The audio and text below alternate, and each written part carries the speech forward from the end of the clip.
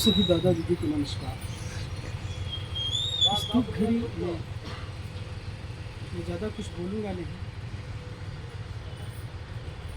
ऐसे आनंद मार्ग की श्रद्धानुष्ठान की आज की प्रासंगिकता क्या है। आप लोग बहुत दिनों से आनंद मार्ग के सिस्टम को देखते हुए आए हैं और सभी लोग जानते हैं कि कुछ दिन पहले हमारे रणधीर दादाजी के पुत्र का देहांत हुआ था और उनके भी श्रद्धानुष्ठान में आप चले आए थे। और आज उनकी पुत्री का श्रद्धानुष्ठान।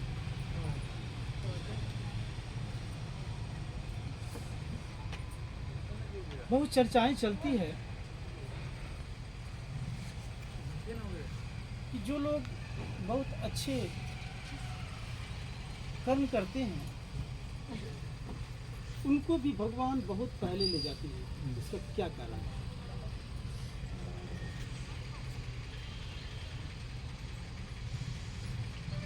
इसका कारण तो मनुष्य के पास नहीं है, लेकिन परमात्मा के पास सब कुछ कारण होता है।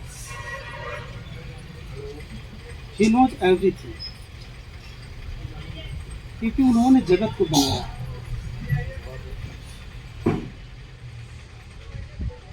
सृष्टि को बनाया है परमात्मा ने, तो परमात्मा इस संसार के प्रत्येक चीज के बारे में जानते हैं कि इसका कैसे कल्याण होगा, किनको कब रखना है, किनको कब ले जाना है, वो वही जानते हैं।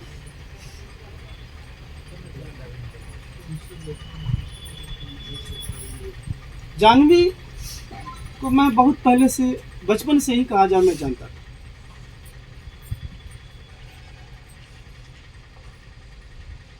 जानवी वास्तव में एक दिव्य आत्मा थी।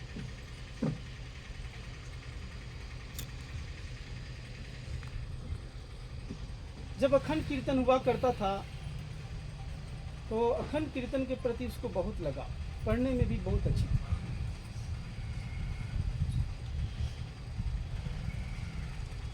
एक बार हमसे जानवी प्रश्न की थी कि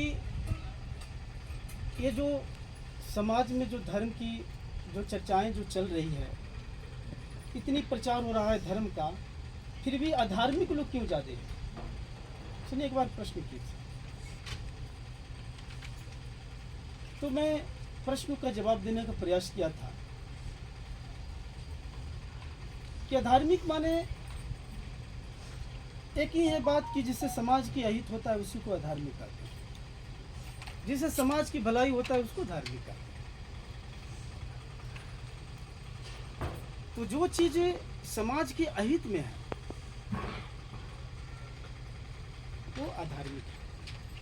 जो अहित में जो इस समाज को अहित क्षति पहुंचा रहे हैं वैसे व्यक्ति को अधार्मिक कहा जाता है। जो समाज को इकट्ठा करने में लगे हुए हैं, जो समाज में तरह तरह की जो कुरीतियां हैं उसको खत्म करने में लगे हुए हैं, जो समाज को एक दिशा निर्देश दे रहे हैं, जो समाज में पीड़ित मानवता की सेवा कर रहे हैं, उन्हें हम धार्मिक कह सकते हैं। नहीं, मैंने जवाब दिया था।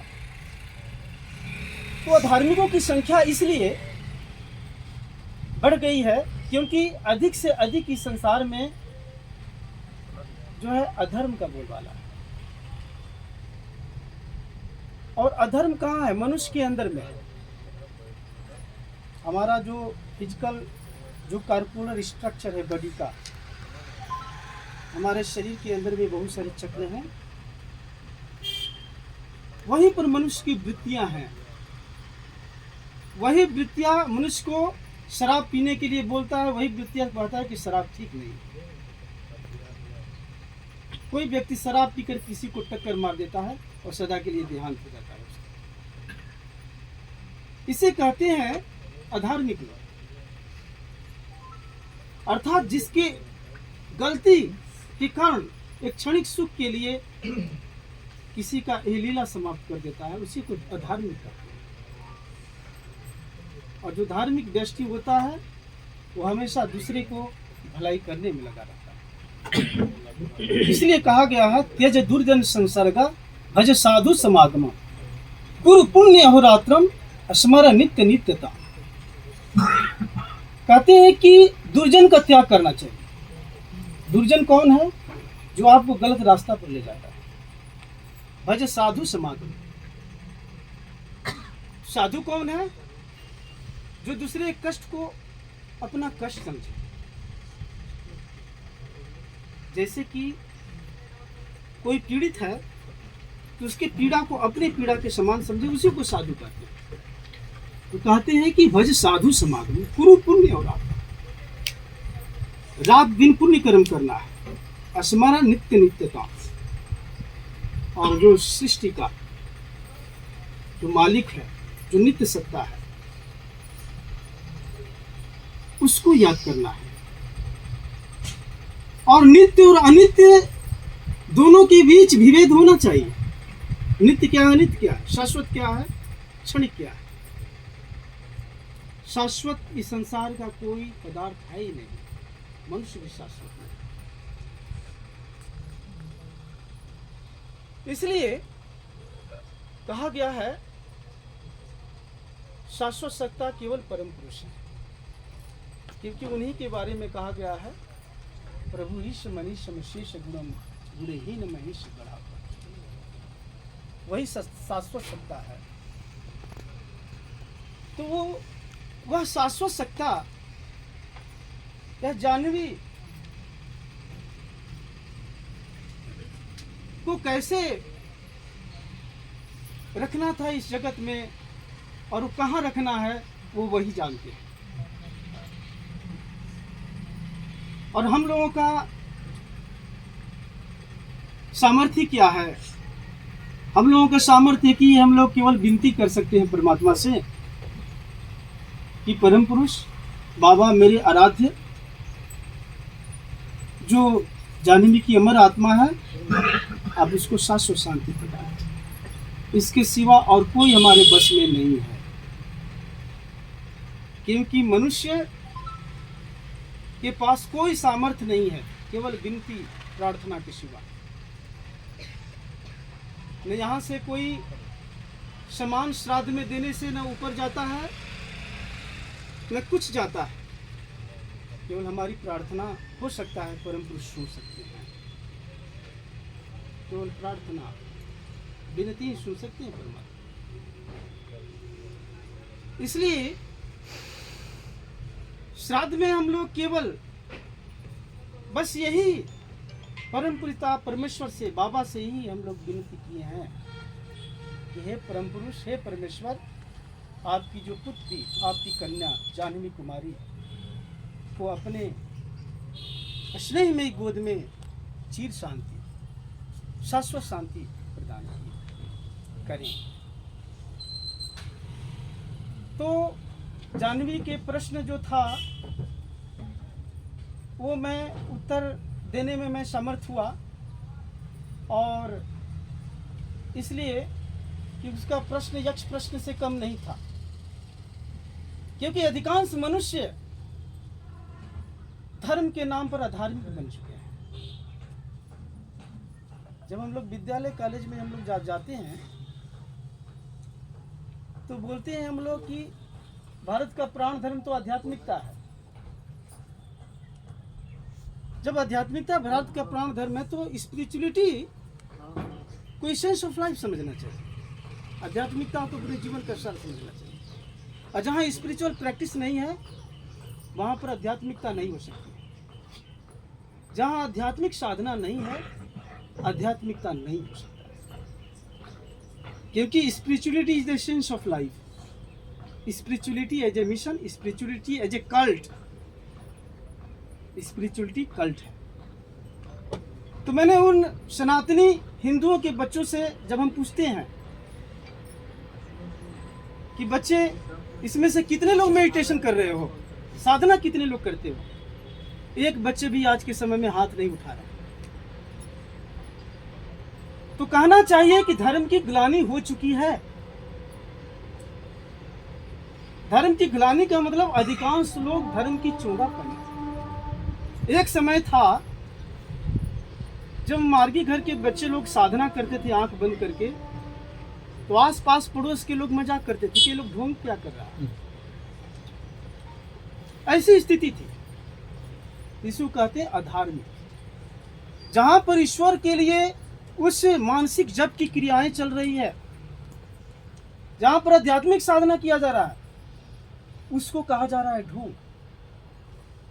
और जो लोग केवल बस बाहरी आवरण धार्मिक बनने का कोशिश करते हैं, वो पहन लेते हैं चोंगा, समझते हैं कि हम धार्मिक हो।